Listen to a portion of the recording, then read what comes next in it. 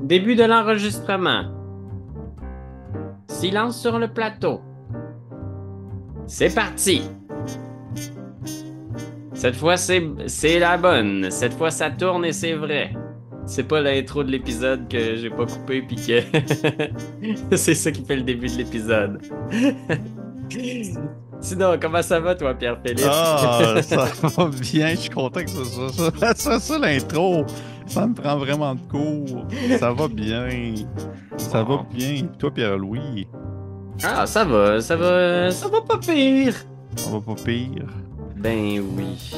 Je suis content qu'on enregistre parce que ça fait quand même un petit bout, je trouve qu'on n'en a pas fait toi. C'est vrai, ça fait longtemps qu'on n'a pas produit le grand podcast Action Bonus. Le podcast où on parle de jeux de rôle et Mhm. de jeux de rôle. C'est pas Parce mal ça. que... Oui, dans le fond, c'est ça. Mais c'est pas vrai, on parle pas juste de jeux de rôle. Il y a des gens Non. qui nous reprochent de tout le temps juste parler de jeux de rôle. Qu'est-ce que tu leur dirais, toi, Pépé? C'est vrai, ça? Ouais. T'as reçu. Non, mais pour vrai, tu me niaises pas. Il y a des gens qui t'ont dit que vous parlez trop souvent de jeux de rôle. Non, mais j'ai reçu Ok. beaucoup de commentaires un petit peu whack cette semaine. Je dois le dire, c'est rare que je trouve les commentaires un peu whack, mais cette semaine, c'était la semaine des Des commentaires commentaires bizarres. Écou- sur des publications YouTube. Écoute, ça, c'est oui, hein. Ça, c'est le lot d'être une vedette du web. Je vais aller voir pendant qu'on enregistre. Ben, écoute, de un, c'est sûr qu'il y a eu des commentaires qui m'ont j'étais content d'y voir. J'ai fait une série de vidéos sur l'histoire du jeu de rôle. Ah mon Dieu, moi, oui, c'est sûr que ça doit faire jaser, ça. Ben oui, puis là, ça adonne que dans la dernière vidéo, sur la période entre 2007 et 2024, fait que sur l'histoire récente, j'ai buzzé quelque chose à la toute fin du vidéo, puis les volumes sonores de la musique et de la voix dans les 2 dernières minutes de la vidéo sont comme désalignés, puis la musique est trop forte. Mhm. Puis là, il y a eu une vague de commentaires qui disaient que la musique était trop forte. Puis je suis content que les gens me l'aient dit, mais je peux rien faire. Puis ça me rend triste parce que j'aurais aimé ça que la musique soit au bon volume. C'est vraiment pas si pire comme commentaire. C'est ça ton commentaire Oh, désobligeant. puis il y a quelqu'un aussi qui m'a dit, cette vidéo est très intéressante sur le fond, mais sur la forme, je m'inquiète pour vous. Cessez de prendre des stupéfiants, s'il vous plaît, et prenez soin de vous. Et j'étais comme, what? Je viens de le voir. Sans vouloir me lancer dans une forme d'exercice illégal de la médecine, je pense que vous devriez vraiment consulter. Ou alors absolument, absolument arrêter les produits stupéfiants. Ceci étant précisé, je souhaite une bonne continuation. Oh mon Dieu Je, Seigneur, c'est je drôle. savais vraiment pas comment recevoir ce commentaire-là. Tu sais, comme au début, j'ai-tu l'air gelé? Je me suis demandé ça. Puis, un moment donné, j'ai fini par réaliser que j'ai fait un choix d'image. Je parlais des actual plays, tu sais, des derniers phénomènes Ouais. planétaires en fonction du jeu de rôle.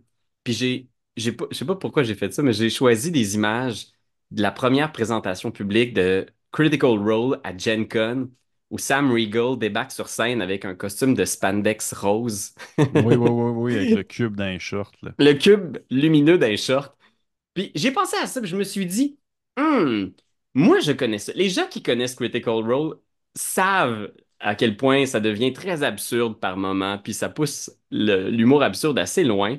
Mais les gens qui Mhm. connaissent pas Critical Role, comme certains de nos amis français par exemple, peut-être qu'ils ont vu ces images-là hors contexte en disant, mais qu'est-ce qui lui arrive, Pierre-Louis? Il est sur l'acide ou Il quoi? est sur l'acide, quoi. Je ne suis pas médecin, mais faites attention. Faites attention! Vous avez quelque chose dans les shirts qui illumine. Ça va pas bien. Mais c'est donc ben drôle, ça, comme commentaire. Oh, Bref, wow. vous irez voir ça. Puis je le sais que la musique est trop forte, je m'excuse. Ah, ça n'a pas de bon sens. Ouais, je suis content d'en avoir parlé. Ça me fait du bien de vous en parler Internet. C'est pas Ben, facile. C'est pas facile. Comme la musique au début de Action Bonus, des fois j'ai le goût de la crinquer pas mal parce que ouais. j'adore le jazz. Surtout en plus que t'es continuellement sur le crack. C'est ça que ça dit. C'est ça que les gens doivent savoir. Ça n'a pas de bon sens. On a commencé un Ah peu en mon retard Dieu. parce que j'étais, c'est ça, un Ouais, c'est petit ça. peu gelé. God. Encore Euh, sur une dérape. Seigneur. OK. Eh bien, on va partir sur une méchante dérape aujourd'hui parce que on va continuer de parler, de se confier, et on va vous confier, Internet, nos secrets de maître de jeu. Mhm. Mais pas les Hmm. secrets du genre, tu sais, l'ingrédient secret dans la sauce. Non, non, non. Nos secrets du genre, ce qu'on veut pas que les joueurs sachent. Les Hmm. choses qu'on cache, qu'on veut pas révéler parce que ça pourrait peut-être changer leur façon de voir le jeu. Toi, t'en as-tu des secrets, Pépé? Ben, j'en ai plein, mais avant d'aller dans les secrets, on a tout le temps notre petite section lecture, littérature, Pierre-Louis. C'est le voyage dans l'imaginaire. Tu lis-tu quelque chose ces temps-ci? Jeux de rôle et hors jeux de rôle? Ah oui, ah oui, ah oui. Là, écoute, parce que j'ai fini la trilogie de Three Body Problems. Oh shit, ok, ouais. Parce que j'avais lu le premier livre l'an dernier. Pour ceux qui ne connaissent pas, c'est la série de livres de science-fiction de Liu Cixin, l'auteur chinois, qui a inspiré une série sur Netflix. Et la première saison est sortie cet automne. Et c'est pas cet automne, c'est sorti ce printemps et c'est très, très bon. Le Mhm. problème à trois quarts, c'est assez intéressant. J'avais lu le livre, le tome 1 l'an dernier, puis j'avais trouvé le livre un petit peu ennuyeux. L'ensemble du premier livre est assez factuel. Les personnages, on s'y attache très peu. Mhm. Euh, Puis, j'étais pas sûr que j'étais pour continuer, mais quand j'ai écouté la série de Netflix, j'étais comme, ah ouais, je pense que ça peut être cool. Fait que j'ai fini les deux autres tomes. Puis en gros, l'histoire, sans trop révéler des secrets de l'intrigue, parce que quand même, c'est un livre à secret beaucoup. C'est un livre qui nous fait des immenses révélations sur la vraie nature de l'univers. Mhm. C'est insane à quel point c'est ambitieux comme science-fiction, là. Ça va plus loin que beaucoup de livres que j'ai lus récemment. C'est un livre sur l'humanité, sur la science, sur un premier contact qu'on a avec une civilisation extraterrestre, Hmm. puis notre lente compréhension de ce que c'est notre place dans l'univers. Ça commence dans les années 60 dans la Chine communiste, puis lentement, ça se déplace à l'ère moderne et les livres vont encore plus loin dans l'avenir de l'humanité. C'est vraiment bon, mais c'est pris que il y a de la misère à écrire des personnages qui ont l'air d'humains. Ok, ouais, je vois le genre. Ouais. Je On- vois le genre, je vois le genre. c'est Je suis content que tu m'en parles parce que je connaissais pas tant de. J'ai entendu parler de la série Netflix. Je savais que mon frère avait commencé de lire le livre et mon père qui avait écouté la série a comme spoilé la fin de la série à mon frère. ah, Fait que, à part ça, je sais rien d'autre. Fait que je suis comme que je suis content que t'en parles. c'est ça, puis tu vois, je marche sur des œufs parce que c'est dur de parler de la série sans révéler certaines affaires, mais je pense qu'il y a des très bons punchs, des super gros retournements. Mhm. Euh, Puis j'espère pas avoir. Tu sais, c'est dur, là, quand il y a des séries à retournement, t'as le goût de parler de c'est quoi les punchs, mais tu sais, oui, il y a des extraterrestres. Je pense que je peux le Oh dire, là. mon Dieu, ok. Écoute, parce qu'au début, t'es pas sûr, mais très vite, tu fais OK, OK, non, non, c'est une affaire d'extraterrestre. Ok, Oh, ok. il y a des gens qui vont être fâchés que j'ai dit ça, Ouais, j'imagine. probablement, Ils vont probablement. dire arrête-le. Arrête le crack, Chris de fou. Fait que oui, mais écoute, je pense que ça vaut la peine de lire la série parce qu'elle est grandiose, mais très Mhm. plate. Est-ce que ça t'a inspiré? Cette mythe est plate. Est-ce que ça t'a inspiré pour des jeux de rôle que tu lis ces temps-ci? Ben écoute, j'ai reçu mon kit de Mothership. Je sais pas Oh si tu le vois ici. shit! Ouais, puis oui, j'ai vraiment le goût de jouer de la science-fiction, horreur. Amener ces notions-là là, de Oh wow! Oh wow, Oui, t'as la belle. oui, oui. Mais oui, j'avais reçu le Deluxe 7 aussi, je l'attendais. Est-ce que Oh j'attendais my ce jeu-là? God. Je pense que toi aussi tu l'attendais. On l'attendait les deux. Ben oui, ça serait le fun de se faire un petit one-shot à mener parce Ah que oui, ce serait cool. Ce serait cool, un petit je pense one-shot. qu'il y a des gros fans de science-fiction, d'horreur Mais aussi. oui. Un super beau système, ultra simple à prendre en main. Fait que, non, ça m'a donné le goût. Puis toi, qu'est-ce que tu Euh, explores? ben, j'explore, moi j'explore plus les souterrains. Hors jeu de rôle, j'ai commencé à lire Silo de Ah! Doug Howe. Ah oui! Et l'intégrale avec, dans le fond, le livre premier ainsi que, je pense, l'origine et autre chose. Je suis parti pour un bon bout. J'aime ça à date. J'ai un peu de difficulté à embarquer. Je t'avouerais que Mhm. je sais, pour vrai, j'ai un petit peu de la difficulté à embarquer pour l'instant. Je sais pas trop, je pourrais pas dire trop pourquoi, par exemple. Mais outre ça, j'aime bien ça. Moi, j'aime beaucoup tout ce qui est justement science-fiction, anticipation, Mhm. un peu pas, tu sais, un peu plus art science fiction, moins space opéra et tout ça, ça me jase beaucoup. Fait que ça, j'aime beaucoup ça. Tu l'avais-tu lu?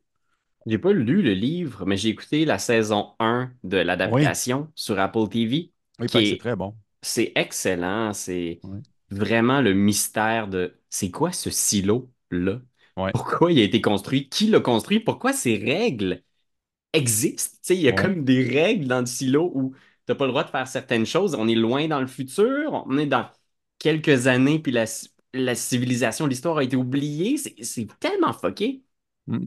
Je t'avoue que tu sais, je fais un peu exprès, je me base beaucoup c'est vraiment une inspiration pour Duplicata en fait. Fait que Hum, pour l'instant, j'aime bien ça. C'est peut-être un petit peu très aride, je te dirais. Je trouve ça très sérieux, là. C'est super, hum. mais j'aille pas ça pour du tout, du tout, du tout. C'est quand même très bon.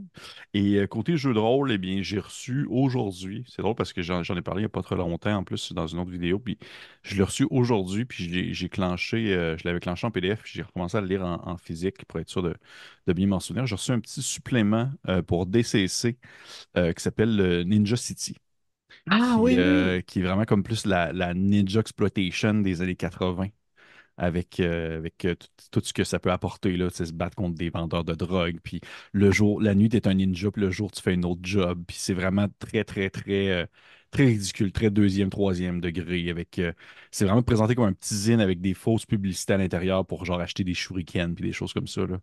Hmm. C'est très cool, très, très cool. On est vraiment très loin de, justement, l'ambiance très plus sérieuse de Silo. C'est vraiment dans quelque chose d'un peu plus loufoque, que j'aime beaucoup.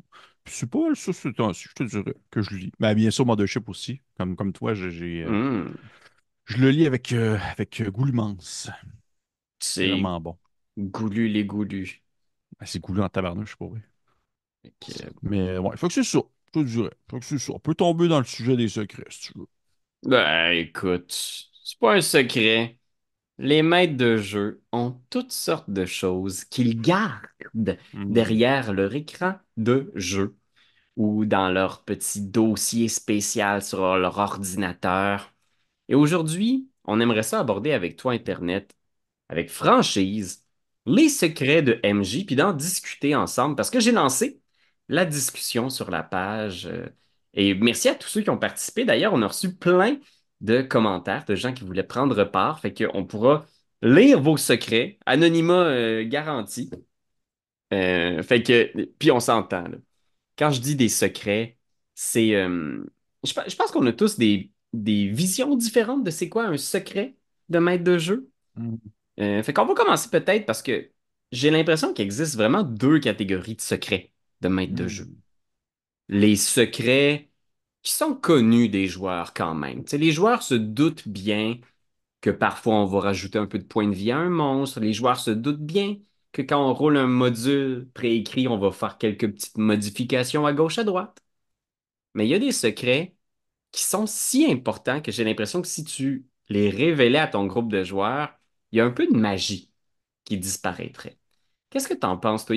Penses-tu qu'il existe ces catégories-là? Comment tu le perçois, toi? C'est quoi pour toi un petit secret, mettons, là?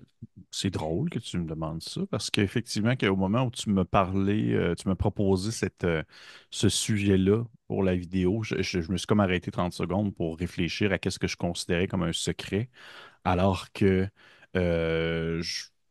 je me rends compte que j'ai pas l'impression, en tout cas du moins pour moi, j'ai pas l'impression qu'il y a tant de secrets d'État cachés que je ne vais pas jamais pouvoir révéler. Peut-être que je suis peut-être un peu, je sais pas comment je pourrais dire ça, je suis peut-être un peu vieux jeu à ce niveau-là, mais de mon côté, je suis très très franc jeu. Par contre, je vais avoir des secrets qui vont se révéler en partie, mais qui ne vont pas, comment je peux dire, qui vont être beaucoup,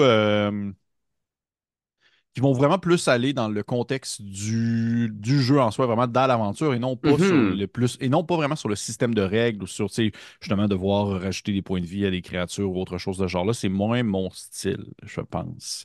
Mais au final, Hmm. mais je dis pas ça avec du jugement, loin de là, là, les gens font ce qu'ils veulent.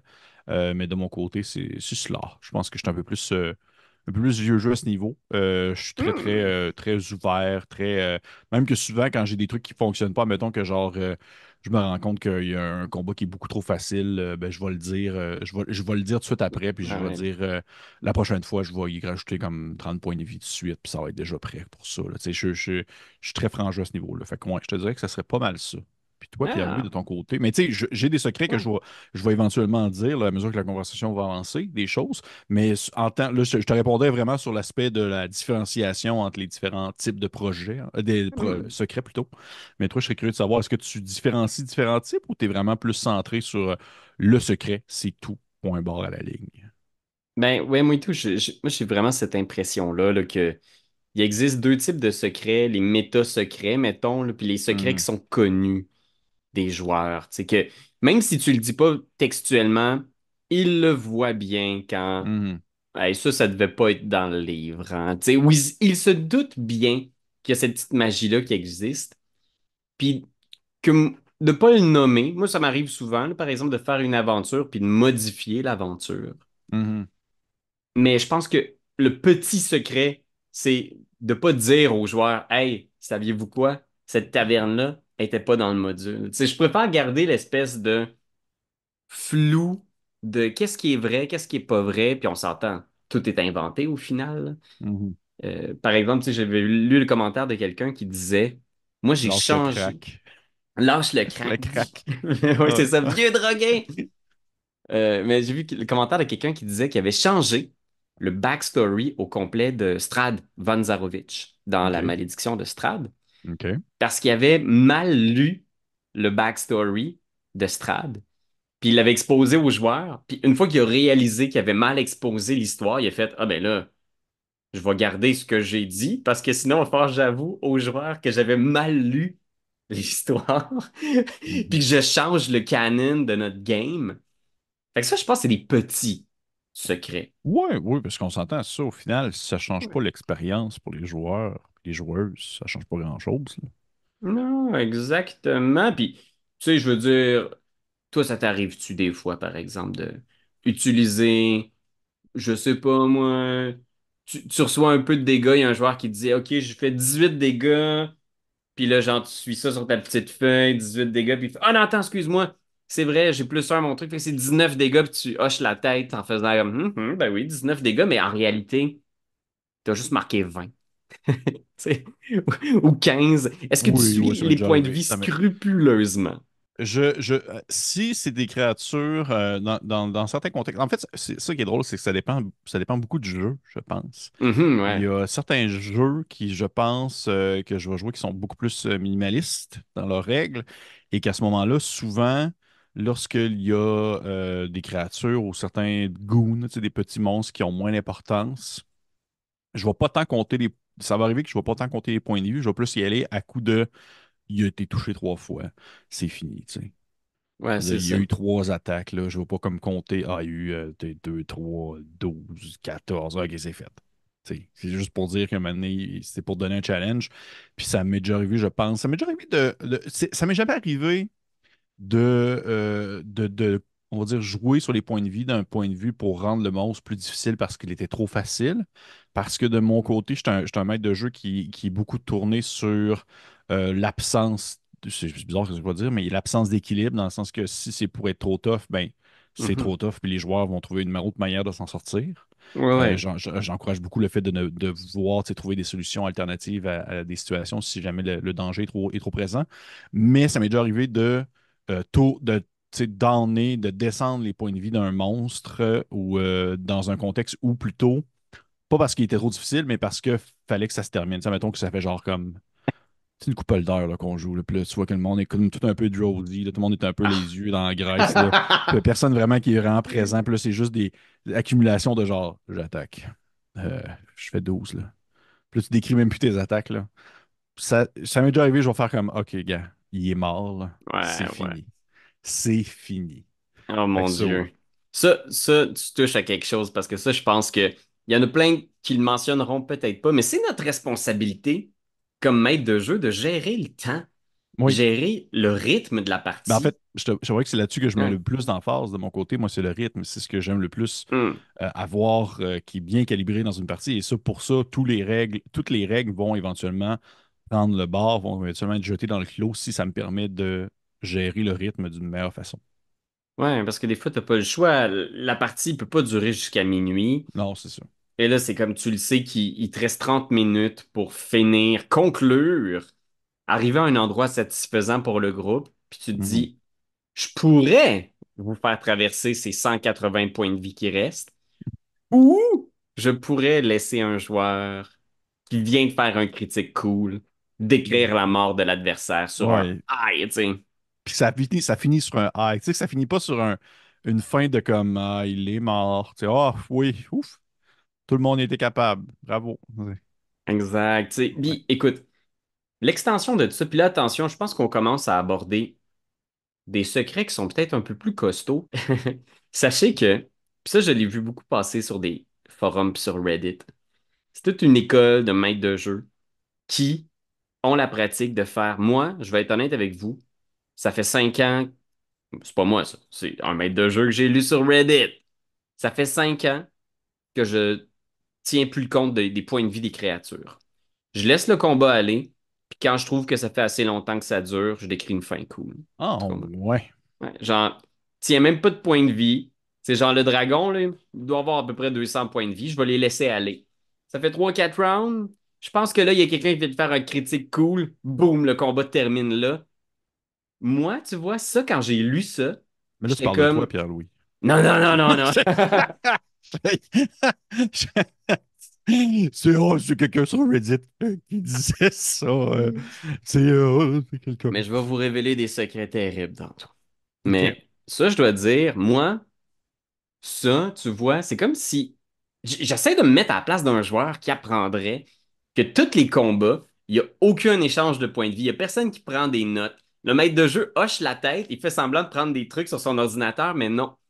Il fait juste laisser le combat aller. Tu lui as fait 37 dégâts? Wow, awesome. OK? Toi, qu'est-ce que tu fais? Moi, je me sentirais un petit peu largué, trompé Mhm. peut-être même. Comment Mhm. tu te sentirais, toi, avec ce secret-là qui, paraît-il, est la pratique de certains MJ? Mais ça me surprend pas, par exemple. Tu sais, en même temps, j'ai fait une blague là-dessus, mais ça me surprend pas que des maîtres de jeu qui le font parce que j'ai l'impression que il y a justement un désir qui est beaucoup mis de l'avant dans le vouloir justement créer tu sais, un moment marquant plus que réellement un aspect stratégique au jeu. Je pense qu'il y a beaucoup de personnes qui sont tombées dans le monde du jeu de rôle dans les dernières années, plus d'un point de vue théâtral et expérience entre potes plutôt que de l'aspect stratégie, wargame. Tu sais, on a déjà abordé ça dans une autre vidéo, justement dans une autre action bonus. Ouais. Fait que ça me surprend pas tant. Mais comme toi, par contre, je ne suis pas vraiment de cette école dans le sens où, surtout, le jeu est réglementé. Mettons que la personne, c'était-tu Donjon Dragon? C'était Donjon Dragon, Ouais, la c'est du personne. Donjon Dragon.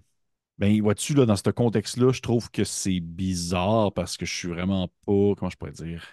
Non, je suis pas du tout dans cette école-là parce que j'aurais comme l'impression j'étais comme toi. J'aurais l'impression en fait de me faire larguer. J'aurais l'impression qu'au final, pourquoi est-ce que je fais des calculs si je fais pas juste dire je touche, tu sais, OK, on touche 5 fois puis le combat est fini. Mais le pire, c'est qu'il y a des jeux qui fonctionnent comme ça. Tu sais, il y a des jeux Ouais, qui fonctionnent sans points de vie ou que les points de vie, c'est pas vraiment ça qui est important. C'est plus justement les conditions ou le nombre de fois qu'il y a des échanges qui se font. Mais moi, si c'est à Donjon Dragon, ce n'est pas vraiment dans ce contexte-là que ça doit se faire, en quelque sorte. Fait que oui, j'aurais l'impression aussi, c'est pourquoi est-ce que moi je voudrais investir dans des armes cool ou des sortilèges hot si au final c'est pour me faire dire que tout ce que je fais, c'est pas vraiment pris en considération. Fait que ouais. C'est ouais, vrai ouais, que, ouais. il y a un petit peu Ouais, de ça. C'est que tu fais le choix, mettons, d'avoir certains dons qui vont te donner des malus à l'attaque pour ouais. avoir des bonus aux dégâts. Si ces choix-là n'ont pas une réelle incidence mathématique, si tout repose uniquement sur le bon vouloir du maître de jeu qui est comme, ah, il est mort. Puis, Ouais. il y a ça aussi. Je veux dire, comme défi que tu rencontres en groupe, quand soudainement, tu croises un monstre qui refuse de mourir, puis Mhm. que là, soudainement, ton groupe commence à périr, est-ce que c'est aussi la décision du MJ qui était comme, je trouve que ça fait longtemps que vous n'aviez pas eu un bon défi, fait que j'ai décidé d'y donner, de continuer le combat jusqu'à ce que vous soyez tous à terre. Genre, il y a Mhm. infini points de vie. J'ai décidé ça. Tu, tu vois, j'ai l'impression qu'à ce moment-là, il y a quelque chose de très étrange qui se passe, où c'est comme si le maître de jeu décidait l'ensemble de l'expérience. Puis les dés ont presque plus rien à dire non plus. Mhm. Mhm. Oui. Mais vois-tu, c'est ça, ça me fait beaucoup réfléchir à ce que je peux voir sur certains groupes ou certains, justement, pages d'échange où il y a vraiment plus on dirait une voix qui s'élève sur l'expérience de vouloir tout simplement passer un bon moment. C'est ça, au-delà de Hmm. l'expérience de vivre quelque chose qui est un challenge, en quelque sorte. Ouais. Et je trouve que c'est bien particulier. Je te vois que je serais curieux de savoir, est-ce que la personne qui mentionnait ça, qui n'est pas toi d'ailleurs, pour être sûr, Non, non, non. la personne qui mentionnait ça, est-ce que les gens réagissaient en dessous positivement ou le monde était comme hey, vieux crouton, tu n'as pas rapport? Comment est-ce que le monde réagissait? Est-ce que la majorité était d'accord avec ce qu'il faisait? Est-ce que d'autres personnes mentionnaient après en disant hey, moi aussi je fais ça ou. J'ai l'impression que les gens sont très divisés. Puis j'ai l'impression que la plupart des maîtres de jeu finissaient par dire, ah ben moi aussi, à certains égards, des fois, je sens que j'ai besoin d'embarquer puis de finalement décider à la place des dés. Parce que le résultat du dé était trop anticlimatique, puis je veux vraiment. Tu sais, je pense que plusieurs maîtres de jeu qui témoignaient qui faisaient un peu ça, Mhm. mais pas tout le temps dans tous les combats. Puis je pense que, tu sais, ça pose la question. Peut-être que les maîtres de jeu qui ont du vécu, qui nous écoutent, vont reconnaître ce terme-là. Mais on parle souvent de fudger les dés. Mhm. C'est-à-dire, on roule un dé derrière l'écran et le résultat ne nous plaît pas. Alors, comme maître de jeu, on choisit de dire qu'on a roulé autre chose. Par exemple, quand on roule un vin naturel sur un personnage qui est à 2 points de vie de la mort. Ou quand, au contraire, on ne parvient pas à mettre au défi le groupe, puis là, soudainement, on fait Hey, je vais dire que j'ai roulé 20. Ça, fudger les dés, comment tu te situes par rapport à ça? Est-ce que c'est quelque chose que tu as déjà fait ou que tu évites? J'ai déjà. C'est drôle parce que, vois-tu, j'ai déjà fudgé les dés, mais pas dans le contexte d'une interaction entre des personnages. J'aime beaucoup, en fait, je suis un maître de jeu qui aime beaucoup avoir des consignes ou même des règles à respecter pour le maître de jeu. Tu sais, j'aime beaucoup les jeux de rôle qui Mhm. sont, par exemple, asymétriques, où le maître de jeu ne fonctionne pas de la même manière que les personnages joueurs et autres. Et ça m'est déjà arrivé de fudger des dés, mais pas sur des attaques, pas sur des. En fait, c'est souvent des attaques qu'on a mention, là. C'est vraiment Mhm. ça souvent qui est au centre du contexte. Mais j'ai déjà fudgé des dés sur, par exemple, des tables aléatoires parce que le résultat, j'étais comme, hey, ça n'a aucun maudit bon sens. Et à ce moment-là, souvent, ce que je fais, c'est que moi, je me donne la règle de le relancer une deuxième fois. Et si ça n'a encore une fois pas du tout rapport, et là, c'est même pas une question de genre je décide. Tu sais, j'ai pas décidé de moi-même de me faire ah, je voulais pas que ça soit ça, fait que ça va être autre chose. C'est que je me remets dans en fait, je remets encore une fois, on va dire, le résultat au destin du hasard. Et Mhm. si cette fois-là, encore une fois, ça n'a pas rapport, je vais souvent soit prendre un résultat supérieur ou un résultat inférieur à la table aléatoire que j'utilise dans ce contexte-là parce que j'ai le goût, OK. moi aussi, d'être surpris en tant que maître de jeu. J'ai le goût, moi aussi, d'avoir des choses inattendues que je ne vais pas prévoir parce que ça fait partie de mon Mhm. plaisir. Et Ouais. ça, comme maître de jeu, je le fais beaucoup. Fait que je dirais que c'est là que, pour moi, je peux déjà fudger des dés. Ça m'est déjà arrivé dans ce contexte-là, mais pas vraiment dans le contexte d'un combat ou autre chose. Ouais. Ouais, puis, tu sais, je suis assez d'accord aussi que moi, c'est ça mon plaisir des jeux de rôle. C'est de Mhm. m'asseoir à la table et de ne pas savoir ce qui va se passer. Puis, je pense que je me sens. Je pense que ça viendrait miner mon plaisir si je me dis, aujourd'hui, le combat, je leur donne une rince, puis peu importe ce qui arrive, je roule un critique sur mon. Tu sais, je pense que la plupart des DM se disent pas ça quand ils fudgent les dés, là. Je pense que c'est dans le moment, dans l'instant, ils roulent un dé, puis le dé va pas dans la direction que intuitivement, eux, ils auraient écrit l'histoire. Mhm. C'est du genre, ils auraient préféré que leur personnage préféré, parce que ça aussi, c'est un secret de MJ.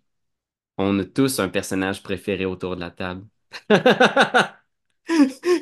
Un personnage qui est plus intéressant, un joueur qui est plus dévoué, qui a vraiment une trajectoire, tu sais, narrative. On sait que ça s'en va quelque part. Puis là, le dé me dit que je dois tuer ce personnage-là. Souvent, c'est dur. C'est là que le MJ, on est testé. Puis on se dit comme, hey, moi, j'ai envie de voir la fin de ce personnage-là. Donc, je l'épargne. Ah!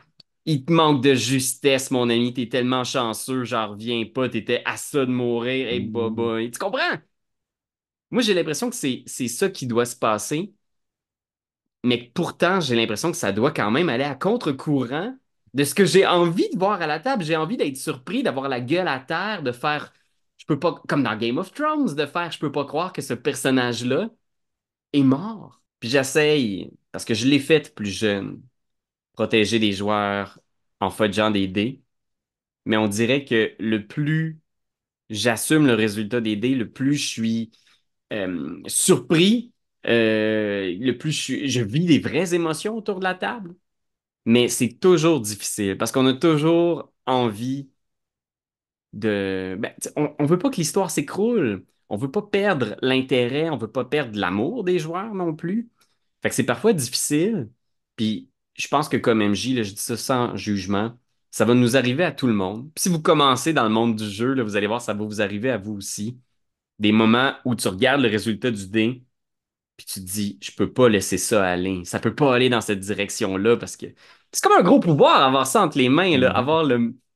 Est-ce que je révèle réellement ce résultat-là et ses conséquences? C'est dur, mais c'est les moments où j'ai vraiment assumé le résultat, puis que j'ai regardé la table, puis tout le monde était comme, en revenait pas. Puis c'est souvent des moments où ce que je roule à ouvert. J'ai commencé ça récemment, là. Sur Roll20, je roule souvent dans le chat. Puis quand on joue en personne, je roule à côté des joueurs. Puis quand je roule 20, je fais regardez, regardez. Ou je fais je vais t'envoyer une Une photo, photo, Pépé. quand tu vas me mettre une photo, tu vas m'envoyer une photo. Oui, je sais, je sais. Parce qu'on dirait que c'est. Je veux mettre tout le monde dans la connivence de. C'est vraiment Mhm. ça qui est en train de se passer pour vrai, là. C'est pas moi qui a choisi que Fifi meure aujourd'hui, mettons, tu sais. Mhm. Mhm. Non, je suis Mais d'accord. c'est dur.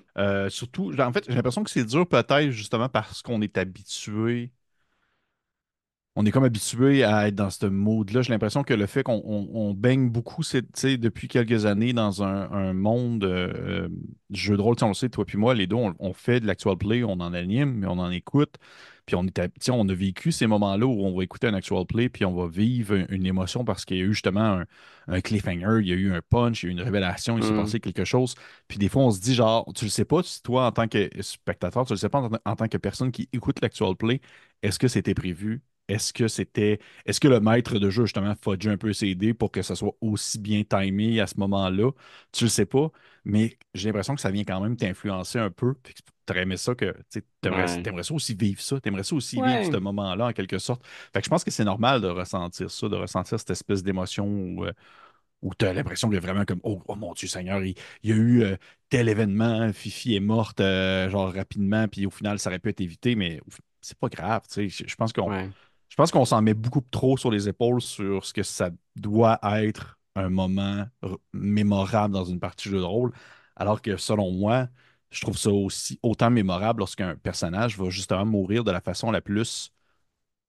banale possible Mhm. dans un contexte où ça n'était pas du tout prévu, parce que justement, lorsque ça arrive, lorsque, par exemple, on a un moment où tu dis, hey, je pourrais fudger les dés, je pourrais faire en sorte que je vais manipuler un peu les dés, comme ça le personnage va survivre. Je préfère me dire que j'ai pas le contrôle de tout ça, mais j'ai le contrôle après que ça soit arrivé pour justement rendre ce moment-là mémorable. Mhm. Tu sais, ça demeure à toi en tant que maître de jeu de pouvoir te dire, hey, c'est rendu comme ça, c'est rendu, il s'est passé ça, et je peux maintenant le montrer aux joueurs, je peux montrer à quel point ça a été quelque chose de marquant, ça a été quelque chose qu'ils vont se rappeler, parce que, je veux dire, il y a le pendant, il y a le moment, tu sais, il y a l'avant, le pendant, il y a l'après, puis l'après, ben, tu as quand même un contrôle là-dessus. Et ça, je pense Mhm. que c'est quand même important de le mentionner, selon moi. Ouais, puis, tu sais, J'avais lu une chronique du Angry GM, qui est un blogueur américain, je pense, puis il parlait un peu des secrets de maître de jeu. Puis son constat final, puis je trouve que c'est une bonne conclusion là, de pourquoi est-ce qu'on devrait éviter de fudger des dés. C'est Mhm. souvent l'idée de ce secret-là, si tu le révélais aux joueurs, est-ce que ça améliorerait la qualité de la partie? Est-ce que ça améliorerait l'expérience des gens? Ou est-ce que Mhm. tout s'effondrerait, tu sais? Puis je pense que ça devient juste l'espèce de contrat social avec un groupe de personnes qui ont confiance en toi, là. Ils te confient une soirée de leur semaine, ils se dédient à cette partie-là, puis je pense que c'est une grosse responsabilité. Puis après ça, je pense qu'on se cache beaucoup dans le fait que c'est juste un jeu, puis tout ça c'est correct, parce que c'est pas grave, c'est des niaiseries, puis tout est inventé anyway. Mais moi, il y a, tu sais, un secret là, que je vais révéler aujourd'hui. Vas-y, mon Dieu, j'attendais juste ça. Et je pense que si je l'avais révélé à mes joueurs, je pense que ça aurait nui à l'expérience de la game. Je pense qu'ils auraient été fâchés, en fait, tu sais. Mhm. Puis c'est une histoire de fudgeage de dés, puis de Mhm. règles maison Non. dans notre partie de la tombe de l'annihilation. Bon, ça fait longtemps de ça, là, ça fait 5 6 ans peut-être déjà. Mais on avait la règle maison de les jets de sauvegarde contre la mort. C'est moi qui les roulais derrière mon écran, le maître de jeu. Parce que j'étais comme, ça va être plus cool, ça va être plus excitant. Vous saurez pas où est-ce que votre personnage est entre la vie et la mort. Fait que ça va créer une pression et les joueurs vont se précipiter pour se sauver parce qu'ils sont comme, moi je roule un jet, vous savez pas si je viens de tuer votre personnage ou pas. Fait que j'aimais la tension que ça créait, mais ça me mettait tellement de pression de rouler ce qui était la vie des personnages. Puis dans la toute première session de jeu, la session 1, il y a un combat sur un bateau. J'avais fait un combat sur des bateaux, puis c'était très cool. Mais le personnage de mon ami Marc-André était tombé dans les flammes. Puis là, il fallait que les gens aillent le sauver. Mais le premier dé que j'ai roulé pour son jet de sauvegarde contre la mort, c'était un 1. Puis Mhm. ça, dans Donjon Dragon 5e édition, c'est 2 échecs. Oui. Puis j'étais comme, ah, mais là, ça part mal, hein? Fait que là, je mettais 2x. Puis après ça, quand j'ai reroulé un échec contre la mort. Fait que là, il était censé être mort, mais c'était la première session niveau 1. J'étais comme, je peux pas y faire ça. Je vais faire comme si il avait réussi. Mais là, c'était long. Il était pas capable d'aller se rendre jusqu'à lui de l'autre côté des flammes pour le soigner. Fait que j'ai reroulé, puis j'ai reroulé encore un échec. Il était à 4 échecs. Tu sais, le destin voulait clairement pas que ce personnage-là vive. Puis quand ils sont arrivés finalement, puis qu'ils l'ont soigné, j'ai fait, ah, vous avez eu de la chance. Il était à 2 succès, 2 échecs. J'ai menti. J'ai menti dans un jeu de fantasy. Puis le pire, c'est que 15 sessions plus tard, quand il était rendu dans la cité perdue de Omu, puis que le personnage de Marc-André a encore perdu connaissance, puis que là, j'avais. Tu sais, ils l'ont laissé sans connaissance pendant 5 rounds. Il était comme même plus stressé. Puis j'avais roulé, je pense, 2 échecs, puis 2 réussites, puis j'ai décidé que Sylvain méritait de mourir. T'as J'ai comme fait- rattrapé ton temps perdu. j'ai rattrapé, même si j'avais pas roulé les bons jets de sauvegarde, puis qu'il était censé vivre, j'ai décidé qu'il était mort. J'ai décidé. Puis ça, à ce moment-là, j'ai fait, je peux plus faire cette règle maison-là, c'est trop de pression. C'est genre, je me suis senti mal, puis je me dis, si je révélais ça à mes joueurs, ce serait sans doute au détriment de leur appréciation de la partie, tu comprends? Mhm. Oui. Fait que je suis comme, Mais tu l'aurais-tu dit, ça, ils le savent-tu? non, ils savent pas. Mais ils savent que t'as fait genre, je peux plus prendre en charge ce dossier-là, c'est rendu trop stressant, là. Ouais, on a changé la règle par la suite, je pense. Oui, je le faisais, mais j'étais comme, ah, je prenais des photos, je commençais à faire ça aussi, tu sais. Mais tu vois, ça, c'était trop de stress pour moi, puis c'est là que j'ai réalisé que pourquoi avoir ces secrets-là dans un jeu qui a déjà toutes les mécaniques pour t'enlever cette pression-là dans le contrat social que tu as avec les joueurs? Fais juste rouler à vue.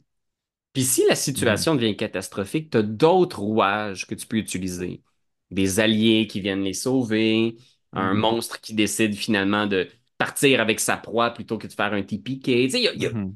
il y a plein d'options plutôt que de faker un résultat sur des dés. Je pense. Je sais Ben, pas, vois-tu, qu'est-ce que... Hmm? je suis vraiment d'accord avec ce que tu dis parce que justement, on a souvent l'option de se dire, on a souvent l'impression que puisqu'il y a un combat, on parle encore tout le temps, toujours du fudgeage de dés, là, Mhm. puisqu'il y a un combat, eh bien, ça doit se terminer par la mort et ça doit se terminer par, Mhm. justement, il y a un combat, il y a des morts, il y a des vivants, alors que ça n'a pas vraiment besoin d'être le cas non plus. Ouais, Et ça, je pense que justement, ça permet de venir apporter cette nuance-là où, comme tu le mentionnes, une créature qui n'est pas vraiment intelligente ne va pas nécessairement aller taper sur une personne à terre en se disant je vais l'achever.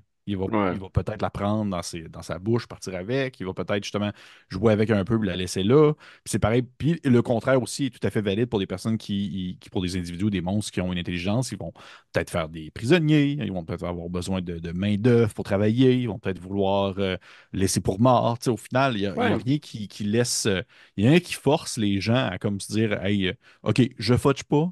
Vous voyez mes dés, ben, ma gang de tabarouettes, ça veut dire que je vais vraiment vous clencher. C'est ça mon objectif. Ça n'a pas besoin d'être ça.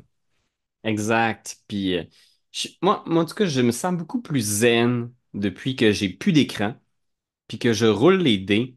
Puis même qu'à la limite, c'est un peu plus excitant, puis les joueurs ont changé leur mindset en sachant que les résultats sont ouverts.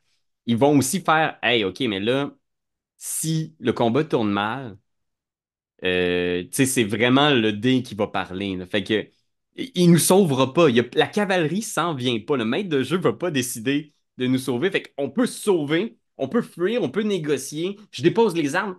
Ça a comme changé un peu, on se dirait, la stratégie des joueurs. On dirait, c'est comme s'ils avaient cru comprendre que je voulais dire que je voulais jouer vraiment rough. Mhm. Mais au contraire, je pense qu'on écrit des histoires de façon un peu plus raffinée en sachant que tout ce qui est laissé au hasard est vraiment entre les mains du résultat du dé. Puis le dé a plus d'importance. Quand on le lance, on regarde en maudit son résultat aussi, tu sais. Ouais, ouais, ouais. C'est drôle parce que ce que tu dis, du point de vue des joueurs, bon, je vais faire peut-être une bizarre comparaison, mais ça me fait penser à, par exemple, si on va parler exemple du chat de Schrödinger, est-ce qu'il est vivant ou est-ce qu'il est mort? Mais du côté des joueurs, c'est en gardant ton résultat caché derrière un écran, ils vont toujours pouvoir avoir le doute, justement, cette Ah, espèce de sous-entendu non dit, mais que justement tellement de maîtres de jeu font et tellement de joueurs savent que leurs maîtres de jeu font que vas-tu me laisser une chance? Vas-tu me laisser ouais. mourir? Alors que là, si à la vue de tout le monde, il n'y a personne qui peut nier le résultat, il n'y a personne qui peut faire comme on va dire que non. Ouais, c'est ça. Puis c'est vrai, moi j'y crois beaucoup que ça arrive parfois naturellement. On a des préférés dans le groupe. Puis c'est pas parce qu'un... Ah, mon Dieu. Écoute, c'est pas parce qu'un joueur est meilleur, mais des fois c'est juste parce que son personnage s'incarne tellement bien dans l'histoire. On a plein d'idées pour ce qui pourrait lui arriver. Puis c'est dur à ce moment-là, quand on a le contrôle, est-ce qu'il vit ou est-ce qu'il meurt? C'est tentant de le laisser aller un petit peu plus longtemps. Mhm. On devient un peu auteur dans notre tête, puis on se dit, eh non, si j'écrivais cette histoire-là, il mourrait pas dans une rencontre aléatoire push contre un élémentaire d'eau, là. Mhm. Mais Je c'est ça le comprends. jeu. Et Écoute, outre ça, Pierre-Louis, t'en as-tu d'autres règles? Pas des règles, mais c'est parce qu'on parle énormément de ouais. Fudge HD, mais as-tu des secrets de maître de jeu que tu gardes bien cachés dans ton coffre personnel? Écoute, je vais t'en proposer quelques-uns parce que c'est des propositions que les gens m'ont faites en ligne, puis je dois dire qu'il y en a certains là-dedans que c'est des secrets que j'utilise aussi souvent. OK. Euh, Par exemple, il y en a un qui m'a dit ici, OK, dans une partie d'investigation, bizarrement, peu importe où les joueurs cherchent, il y aura une bonne chance de trouver un indice. Si le joueur pense que c'est une bonne idée de fouiller la voiture, je lui donne raison. Il va être fier de son coup, la scène ne sera pas inutile, l'histoire va avancer, on n'a pas l'impression de perdre notre temps. Mais il ne faut pas le dire aux joueurs, c'est juste en TMJ, alright? Qu'est-ce que tu en penses? Ben, ça, Effectivement, est-ce que tu le feels, ça? ben, en fait, oui, ça, je le fais beaucoup, mais c'est Hmm. drôle parce que depuis que j'ai lu les jeux de rôle de Gumshoe, Ouais. je me sens beaucoup moins coupable de faire ça parce que Gumshoe fonctionne. Ils ont beaucoup de jeux qui sont sur l'investigation, la recherche, l'intrigue et tout ça. Hmm. Mais eux, leur système de jeu fonctionne avec le fait que les joueurs doivent trouver les indices. Ils doivent les trouver. Ils peuvent pas ne pas les trouver si c'est pour bloquer le jeu, si c'est pour arrêter le jeu d'avancer. Ouais. Donc, j'aime beaucoup l'idée que que le maître de jeu va rebondir en fait sur des bonnes réflexions des joueurs pour pouvoir leur donner des indices. C'est des choses que moi-même, en tant que maître de jeu, j'ai pas pensé. Je vais faire. Hey, c'est bien pensé, ça. Oui, Ouais. l'indice va être là. Ça, je trouve ça stimulant. Je trouve que c'est plus intéressant. Ouais, il y a un autre intervenant qui a dit, moi, mon joueur, ça arrive parfois que mon joueur a découvert le punch, entre guillemets, de l'histoire. Et c'est meilleur, en fait, que ce que j'avais réellement préparé. On fait passer ça comme si j'avais tout prévu. Et au diable la préparation, j'ai l'air smart, il a l'air smart, l'histoire est meilleure, tout le monde gagne. Donc, suite à une proposition spontanée à la table d'un de ses joueurs qui fait oh, je le sais, c'est lui le gros méchant, le maître de jeu change son scénario pour que ça coïncide avec la bonne idée qui vient d'être proposée, alors que c'est pas ce qui était prévu. Est-ce que ça t'arrive, ça, toi aussi, de changer en secret ton scénario pour aller dans le sens d'une idée d'un joueur? Oui, souvent. Ah oui, oui, oui, ça m'arrive. C'est normal aussi. Je trouve qu'à la limite, c'est même sain parce que ça démontre justement une belle création entre les maîtres de jeu et les joueurs et les joueuses. Puis je trouve que c'est intéressant dans le contexte où justement tu vas vouloir que les joueurs. Ça revient un peu au même contexte de l'indice, c'est qu'au fond, c'est d'avoir une réflexion sur la situation actuelle et de sortir on va dire des hypothèses et des idées concernant la résolution de cette solution-là, de cette situation-là plutôt, et le fait de devoir mentionner des éléments qui sont plus intéressants que qu'est-ce que le maître de jeu a fait. Ben, je veux dire, Ouais, pourquoi est-ce que je me retiendrais de l'utiliser? Si au final, tous les joueurs autour de la table font Oh, oui, c'est lui le ouais, grand méchant, c'est Monsieur Gargablouk, ben OK, ça va être Monsieur Gargablouk, tout le monde trouve ça plus cool. Et j'ai aucun, ouais. ouais, il y a zéro scrupule là-dessus, là. Surtout si par la suite tu fais non, non, non, non, non, hey, arrêtez, non, non, non, non, non. C'est pas ça Non, c'est pas pantoute. Monsieur Gargablouk, c'est tel autre NPC que vous vous en foutez complètement, mais que moi j'aime beaucoup, puis j'ai écrit C'est comme ça. 20 pages dessus, tu sais. Tu sais, rendu là, c'est pas. Je vrai que je suis un maître de jeu qui joue beaucoup pour les joueurs et les joueuses. Je m'en fous beaucoup de mes personnages en joueur, je m'en fous beaucoup de tout ce que. De toute ma trame. Au final, je joue vraiment pour que justement, eux autres, ils aient du fun et que moi aussi j'ai du fun. Fait que, rendu Mhm. là, j'ai aucun problème avec ça. Ouais, ouais. Puis moi, de plus en plus, ma préparation aussi laisse des grandes zones grises. Oui, ben Puis je oui. trouve ça plus intéressant que d'arriver avec un scénario extrêmement rigide où il y a des dates où il doivent se passer certaines choses. Tu sais, c'est quelque chose que je faisais spontanément en recréant les modules qu'on trouvait sur le marché. Mhm. Mais je pense que le plus tu as de lousse, le plus tu as d'espace pour bouger suite aux propositions des joueurs, pour aller dans le sens de ce qui les intéresse. Des fois, il suffit vraiment d'une bonne accroche, puis de quelques bons personnages, de quelques bons secrets, justement, pour avoir un scénario bien ficelé, super cohérent, puis ça ne te prend pas 3 heures à créer non plus. Là. Tu l'as fait en Mhm. ayant juste une petite séance de brainstorm avec toi-même. Fait que oui, ça Absolument. aussi, ça m'arrive souvent. Puis oui, avant qu'on en regarde peut-être un ou deux derniers, là, toi, est-ce que tu as un secret embarrassant au DMJ que tu veux? Il n'y a pas besoin d'être embarrassant, Ouais, là, mais... embarrassant. Non, je pense pas. Ben, pour vrai, je pense que dans les. Tu sais, c'est bizarre parce qu'au final, j'avais pas pensé, mais c'est exactement ma genre de pratique. Oui, ça m'arrive vraiment souvent dans ce comme la personne l'a mentionné, comme ce que tu as dit tout à l'heure, il y a quelques secondes, comme quoi tu vas changer un concept ou tu vas changer une idée dans Hmm. ton scénario parce que ça met plus de sens de même. Mais ça, je le fais constamment. Puis ça fait en sorte que l'histoire est encore meilleure parce que tu as l'impression que les joueurs avancent, tu as l'impression que les personnages avancent pour de vrai dans ce qui se passe et qu'ils réussissent vraiment à pousser plus loin la réflexion concernant la résolution de l'intrigue.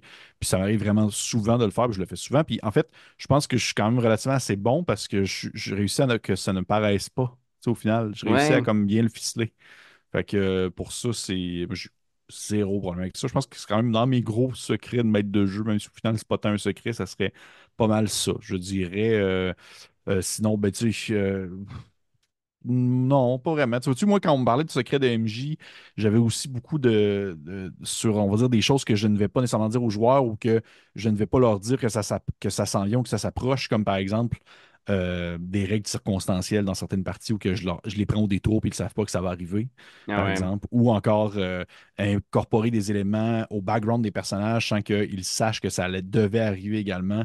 Ça m'est arrivé de le faire aussi souvent. Fait Hmm. que ça fait partie de ces secrets-là en soi. Mais toi, Pierre-Loup, t'en as-tu un Hmm. gros? As-tu quelque chose de bien juteux, savoureux à révéler? Non, pas à part la fois où j'ai tué Marc à rebours, là. Il s'appelait comme Mais ça, Marc Arbour, c'est bon, ben, tabarnouche. la fois où c'est ça, j'ai tué Marc 15 sessions plus tard, là, alors qu'il méritait pas. Ben, il méritait, il aurait dû mourir à première session. C'est ça l'affaire. Sylvain, là, il était mort à première session. Je le dis, là.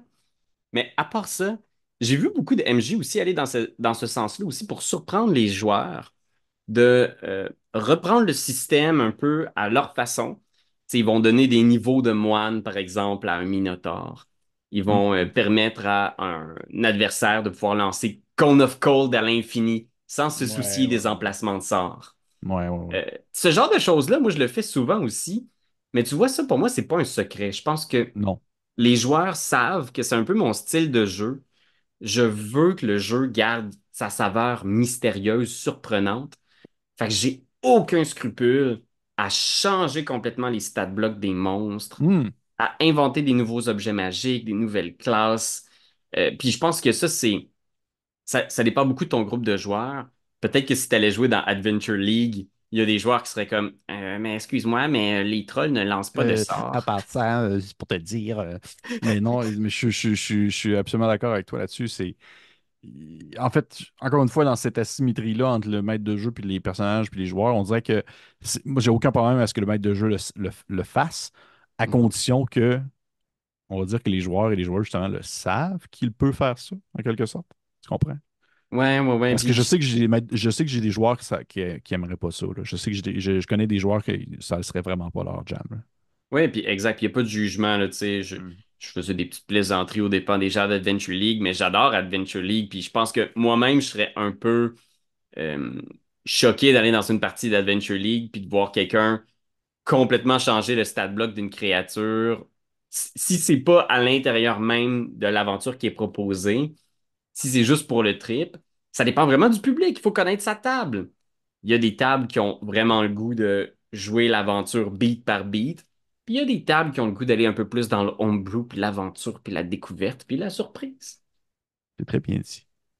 Fait que oui. Puis vous, Internet, c'est quoi votre genre? Quels sont vos secrets?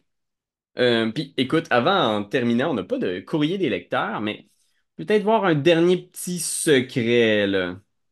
Un petit secret, là, il y en a dessus. Je modifie certaines règles pour utiliser le rule of cool. Par exemple, mes joueurs ont affronté un ennemi qui était le père d'un des personnages.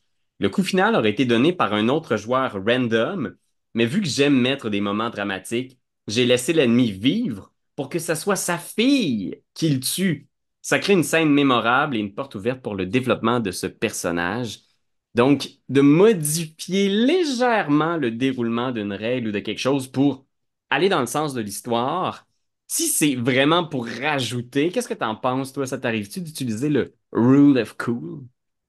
Ça m'arrive souvent d'utiliser le rule of cool, sauf justement dans le contexte de la vie ou la mort d'un Hmm. personnage. Encore une fois, ça revient un peu souvent à ça. Mais ça m'arrive souvent de l'utiliser pour justement rythmer la partie, mais que dans un contexte où justement il y a du danger puis il y a des risques qui peuvent être pris, souvent je suis assez, je demeure aux règles, mais tu sais, concernant par exemple, tu sais, une course-poursuite sur un toit ou Ouais. c'est un moment, je sais pas, là, je cherche vraiment, j'ai juste une idée de course-poursuite dans ma tête, là, mais il y a des règles pour gérer ça dans l'exemple Donjon Dragon, là. Il y a comme des règles que tu peux suivre pour gérer ça, ben genre rendu là, je vais vraiment, oui, utiliser le rule of cool, puis je vais assurément être le gars le plus lousse possible pour que ça soit pas plate pour les joueurs et les joueuses d'expérimenter ce moment-là, là. Ouais, puis, tu sais, des moments dramatiques, moi aussi, je dois dire, j'ai une petite tendance à, si je vois une opportunité, il faudrait un petit point de vie ou une petite affaire pour que ce moment dramatique-là puisse se prévoir, se passer Mhm. devant les joueurs. Ben, je vais peut-être essayer de le mettre en scène, tu sais. Pas nécessairement le placer en dehors des règles, mais effectivement, si il reste juste un point de vie, mettons, au meilleur ami, le personnage non-joueur qu'ils ont amené avec eux dans le donjon, il reste un point de vie. Ça se peut qu'en utilisant le plus possible les règles, je m'arrange pour que mon monstre tue le meilleur ami. Ouais, ouais, ouais, je Parce que comprends. ça va être dramatique. Moi, oui, ça va créer un moment. Ça va créer quelque chose. Mais je vais essayer de rester dans les règles quand même. Ben oui, bien sûr. Mais ça se peut que, hein, je lise vite le stat block, mettons, en faisant comme, oh, ils pouvaient le faire juste une fois par combat? Oh, Je puis trouve tu ça te dis plus cool après, que ouais. deux. Est-ce que c'est bon? Écoute, moi je trouve que c'est injuste Donjon Dragon. Je trouve que les joueurs ont trop de pouvoirs. Fait que moi, je me gêne pas de rajouter quelques petits pouvoirs à mes monstres. Oui, oui, puis ça, c'est bien Oh, correct pour vrai. oh oui, oh oui. Puis des fois, quand je décide sur le fly, parce que je trouve ça plus dramatique qu'il tue Grau Soldado, ben, c'est vraiment comme très spécifique, là, Ça va, comme référence, mais moi, je me comprends. c'est Donc, bon. Internet, tout ça pour dire donc que tout ce que vous voyez dans nos parties de jeux de rôle, que ce soit sur la chaîne Coup Critique avec Oh. Obélien ou dans Gregenrod sur la chaîne Et tu Game, ben tout ça, c'est du théâtre, c'est scripté, c'est scénarisé. Puis nous, on s'arrange avec l'idée comme on veut. C'est-tu un peu la morale de ce podcast-là, Pépé? C'est sensiblement la morale, ça, puis le fait que t'as de l'air d'un méchant crackhead. Bon, là, Pépé, je vais être obligé d'arrêter le podcast parce que je suis un petit peu en manque. J'ai besoin de... Ouais, malin. Ah, Ma drogue, c'est ça, les petits biscuits coconuts. Ah, c'est tellement bon. Oh, on est juste à l'audio, les gens Je verront. sais, les gens voient même pas tes biscuits Break Time Coconut qu'il y a dans les Ouais, non, les gens vont se dire qu'il y a encore je les raides bien Halloween. Fait que bye tout le monde, puis Bye-bye. craquez ce whack, oubliez pas, guys. Non à la